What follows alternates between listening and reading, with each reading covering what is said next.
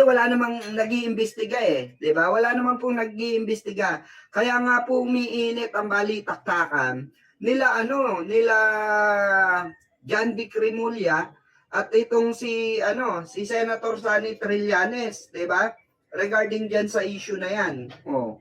Ano ba yung pinagtatalunan nila diyan? Regarding po dito sa mga nagtatago, 'di ba? Kaya nga sumagot sabi ni Senator Sonny Trillanes, bakit parang may iniiwasan, bakit wala pa rin, hindi pa rin hinahanap yung mga nagtatago? Parang nababagalan nga. Ako man nababagalan ako eh. 'Di ba? Ako man ang katangi-tangi lang sumuko mga kababayan. Hindi naman nila nahuli actually. Totoo naman yung sinasabi, real talk lang. Totoo yung sinasabi ni Senator Sonny Trillanes. Bakit hindi nag-iimbestiga? Bakit hindi naghahanap? Oh. Ano bang meron, 'di ba? O tapos balita ko naghahangad pa ng mataas na posisyon 'to. O si John Vic Remulla. Ako sakali tatakbo ng presidente 'to. Siguro mga kababayan, tagilid. Tagilid ako rito. Kasi kung matatandaan nyo, dating alay ni Duterte 'to. Dating alay din ng ng mga ibang nakaupo. 'Di ba? Kasi kung sino nakaupo doon siya eh. 'Di ba? Doon siya. Oh. Kasi nga meron nga silang pattern diyan kung paano magiging malakas sa sambayan ng Pilipino, paano magiging malakas yung exposure nila sa madlang people, sa balita, 'di ba? Oo nga, bakit ang bahala, 'di ba? Nakakabahala. Oh, sabi ni Ma'am Anita. Ganito kasi Ma'am Anita Subido. Oo. Ang sabi nga ni Senator Sonny Trillanes during din ng nakausap namin si Sentry, tinanong namin siya kung may balita na ba? Even siya kung may balita na ba sa kinaroroonan ni Bato, kinaroroonan ng mga nagtatago na sila sila Atong Ang, sila sabi ni Sentry lang tanungin niyo si John Vic, 'di ba? Dahil sila nag-iimbestiga niyan.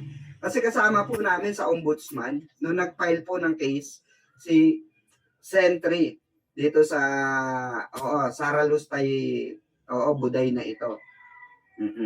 Kaya nga ako rin nagtataka rin ako, questionable talaga. Bakit? Anong meron? 'Di ba? Anong meron?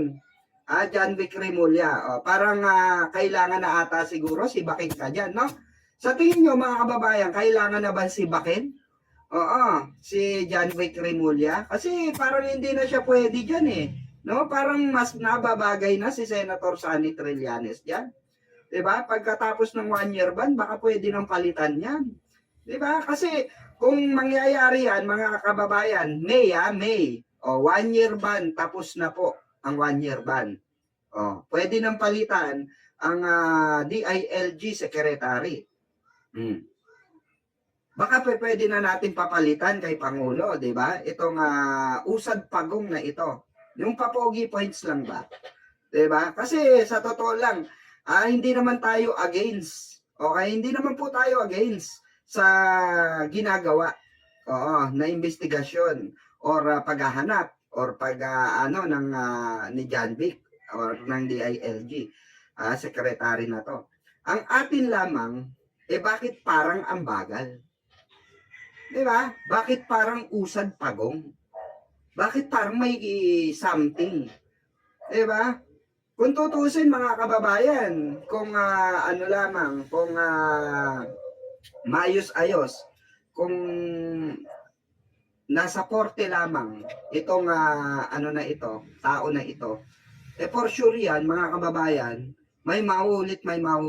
Tignan nyo yung kaibigan niya, si former Senator Bong Revilla Jr. Hindi po nila na-aresto yan.